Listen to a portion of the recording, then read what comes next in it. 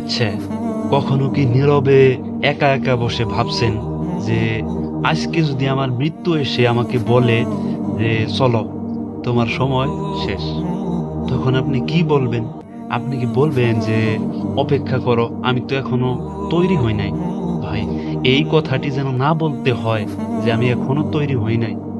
সেজন্যে এখন থেকেই শুরু করুন আপনার মৃত্যুর জন্য প্রস্তুতি নেওয়া। কারণ আমরা প্রত্যেক দিন কারো না কারো মৃত্যুর খবর শুনি। ফেসবুকে আরআইপি দেখি, কাউকে জানাজায় দেখে চোখ ভিজিয়ে ফিরি, কিন্তু কখনো সেই মৃত্যুকে নিজের জন্য কল্পনা করি না। আল্লাহ তাআলা বলেন যে তুমি যেখানেই থাকো না কেন, মৃত্যু তোমাকে খুঁজে নিবেই।